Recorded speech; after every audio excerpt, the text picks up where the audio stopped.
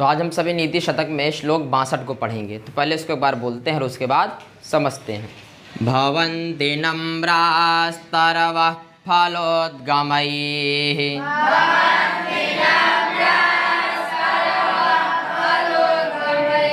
नवाम्बुभिर्दूरविलम्बिनो घनाः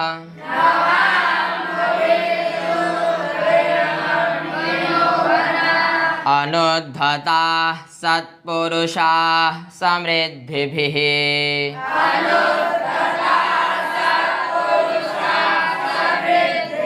स्वभावैवैष परोपकारिणाम्।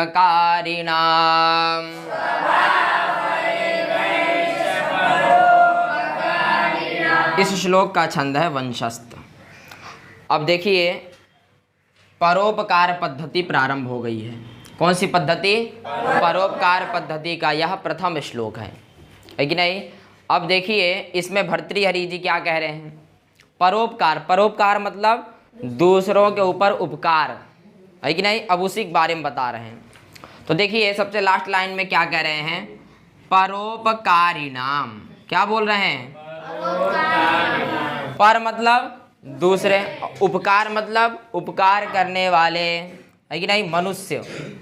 दूसरे के ऊपर उपकार कौन करेगा? मनुष्य। तो कह रहे हैं दूसरों के ऊपर उपकार करने वाले मनुष्यों का स्वभाव एषः एव। ऐसा मतलब यह, एवं मतलब ही, यह ही स्वभाव होता है किनका? परोपकारियों का। क्या बोल रहे हैं? परोपकारियों का यही स्वभाव होता है। क्या बोले? परोपकारियों का यही स्वभाव होता है। अब ऊपर की 3 लाइनों में बता रहे हैं कि किस प्रकार के स्वभाव। तो अब देखिए क्या कह रहे हैं। कह रहे हैं तरवः।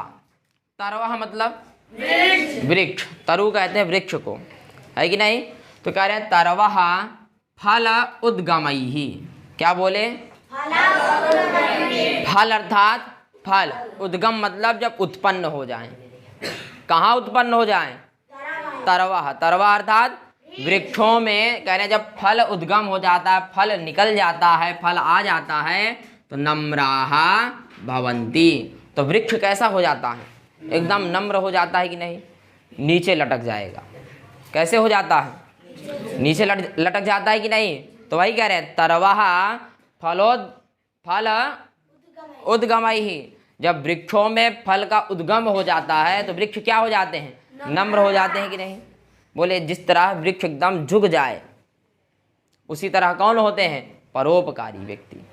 जब वो भी दूसरों का उपकार करते तो अहंकार से युक्त नहीं होते हैं। बात समझे कि नहीं। तो क्या बोले? तरवः अर्थात वृक्षों में जब क्या आ जाए, फलों का उद्गम हो जाए, तो वृक्ष क्या हो जाते हैं? नम्राः, एकदम नम्र हो जाते हैं।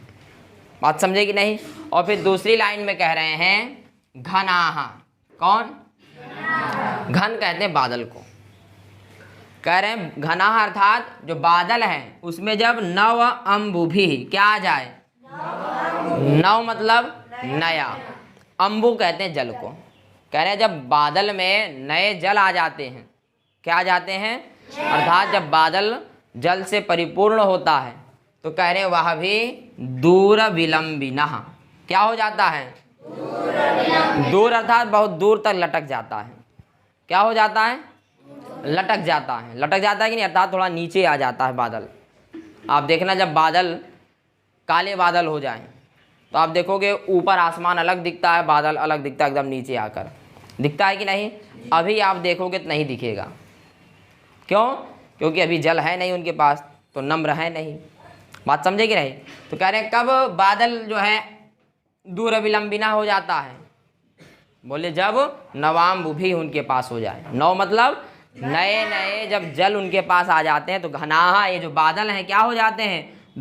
दूर विलंबिनः, वो भी एकदम नम्र हो जाते हैं। क्या हो जाते हैं? नम्र। बोले जिस तरह वृक्षों में फल आ जाए तो वृक्ष क्या हो जाता है? नम्र हो जाता है। और जिस तरह बादल में पानी आ जाए तो बादल भी क्या हो जाता है? दूर विलंबिनः, एकदम विलंबिना अर्थात लटक जाता है। विलंबिना मतलब लटक जाता है, बादल भी झुक जाता है, नम्र हो जाता है। बोले इसी तरह सत्पुरुषाः। कौन? जो सत्पुरुष हैं, सज्जन लोग हैं, वे भी उनके पास जब समृद्धि भी ही हो जाए, क्या हो जाए?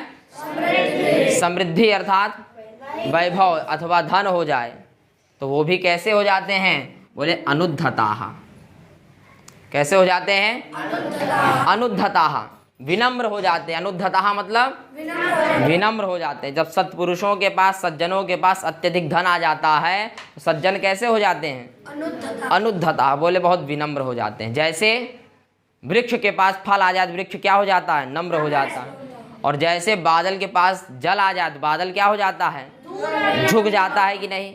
है विलंबिना हो जाता है कि नहीं? विलंबिना अर्थात लटक जाता है, झुक जाता है। बोले इसी तरह सत्पुरुषाः, जब सज्जनों के पास क्या आ जाए? समृद्धि भी, उनके पास धन ऐश्वर्य से युक्त हो जाते हैं जब सज्जन जन, तो भी कैसे हो जाते हैं? अनुद्धताः, बोले वो भी एकदम विनम्र हो जाते हैं। कैसे हो जाते हैं? जैसे वृक्ष और बादल हो जाते हैं, उसी तरह कौन विनम्र हो जाता है? सत्पुरुषाः, सज्जन लोग हो जाते हैं। और जब उनके पास धन आ जाता है तो वो दबा के परोपकार करते हैं, दूसरों का उपकार करते हैं कि नहीं?